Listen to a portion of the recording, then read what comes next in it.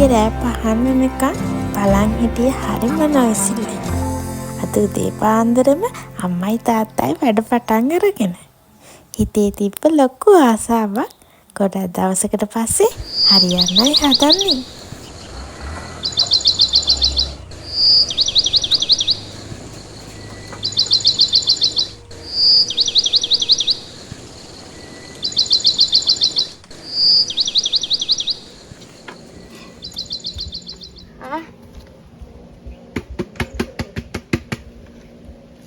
Salah lagi kok.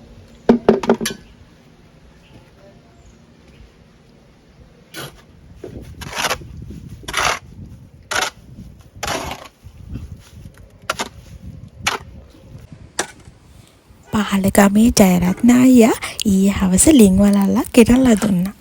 අනේ ඉතින් දවස් කීපයක් තිස්සේම මගේ කියවිල්ල අහගෙන ඉන්න බැරි හින්දාම ගෙදර හැමෝම එකතු වෙලා පුංචි පොකුණක් හදන්න තමයි හදන්නේ.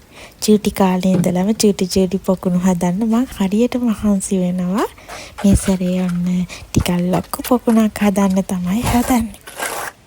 අන්න ඉතින් මේ වැඩේට මූලික වෙලා ඉන්නේ නම් අපේ තාත්තට අම්මයි මාත් ඉතින් උදව් කරන ගමන් අපි මේ වැඩේ හරි ලස්සනට කරන්න තමයි ප්ලෑන් කරලා ඉන්නේ.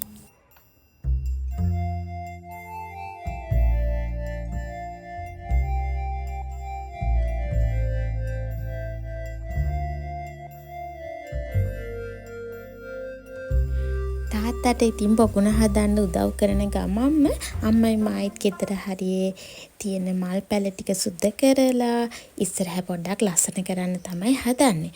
ඒ වුණාට ඉතින් බලන්නකො මෙන්න මෙයා නම් මට වැඩ කරන්න දෙන්නෙම නෑ. හැමදාම වීඩියෝ එකක් කරනකොට ඇවිල්ලා කටකර කරනවා.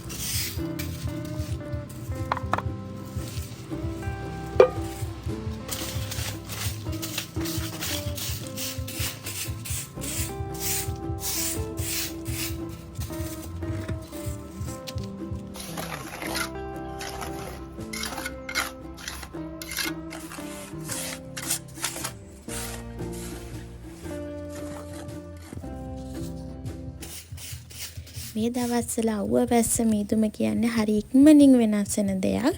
ඔන්න ඉතින් උදේ පටන් ගත්ත වැඩේ අපි හිමීට කරගෙන යනකොට ආයෙත් වැස්ස එන්න පටන් ගත්තා.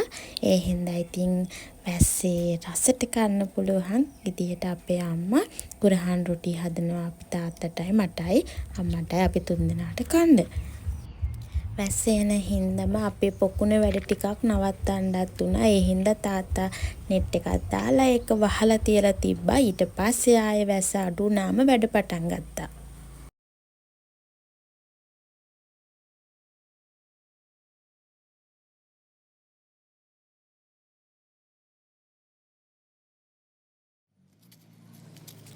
අපේ ගෙදර මිදුල කියන කොටස අපි සිමෙන්ති දාලා හරි ගස්සලා තියෙන්නේ. ඒ හින්දා ඒ හරියේ මල් පැල අපිට පොළවේ හදන්න විදියක් නෑ. පෝච්චි වලම තමයි ඉතින් හදන්න වෙන්නේ.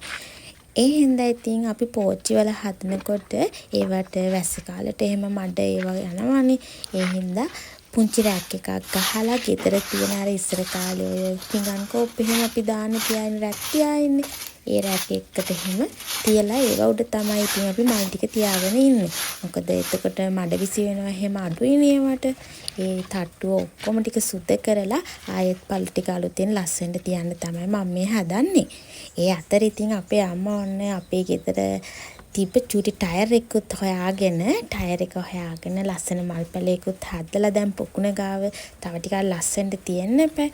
ඒකත් එල්ලලා තිබ්බා. තාත්තා කිව්වා ඒකෙත් පස්සේ තින්ත ගාලා දෙනවා කියලා.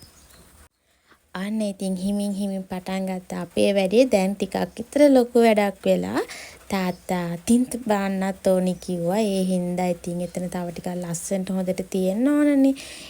කඩෙන් ගෙනාපු නිල් පාට තින්තෙකුත් තිබ්බා. ඒකත් අපේ තාත්තා එතන ගාන්න ලෑස්ති කරගත්තා.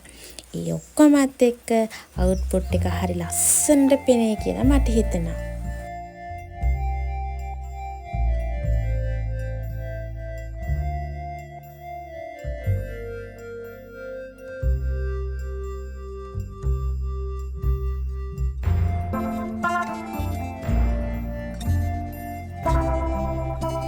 රන්තැඹිලි ගහ ළඟට ලෑන් ලොකු පොකුණකුත් හදලා දෙන හින්දා හින්දා ඒ හරියේ තිබ්බ දිය රෝස පැල ටික දැන් එතනින් අයින් කරන්න වෙයි කියලා මට හිතුණා.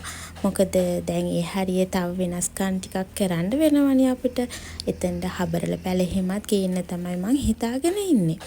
ඒක හින්දා ඉතින් තිබ්බ දිය රෝස පැල ටික අපේ ගේ ඉස්සරහ තියෙන වැටමායිම දිගට හරි ලස්සනට තියාගත්තා.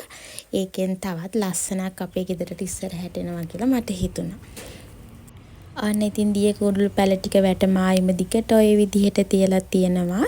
මෙයාත් ඉතින් ඔය වැටමායිම ළඟට ඇවිල්ලා පහළ බලාගෙන ඉන්න හරිම ආසයි. මෙයා දැන් දන්නවා මම වීඩියෝ කරනවා කියලා එයාව. ඒකයි ඔය විදිහට ඉන්නේ ඔය.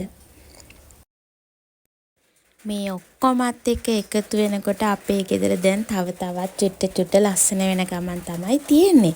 අද තින්ත ගාලා තියෙන හින්දා ඉතින් මෙතන මල් පැල නම් දාන්න විදිහක් නැහැ.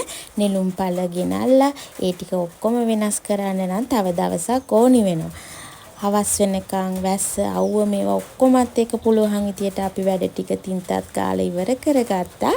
එතකොට තාත්තා කියපු විදිහටම අම්මා ගෙනාව අර ටයර් එකෙත් ලස්සනට පාට ගෑවා. මේ ඔක්කොමත් එක්ක එකතු වෙලා තව ලස්සන පරිසරයක් අපේ ගෙදර ඉස්සරහදී තවත් දකින්න පුළුවන් වෙයි. ඒ වීඩියෝ එක ළඟදිව මං අරන් එනවා. එතකක් මේ ගැන පුංචි අදහසක් ඔයාට තිබ්බොත් මට කියන්න. එහෙනම් අදට ගිහිල්ලා එන්නම්.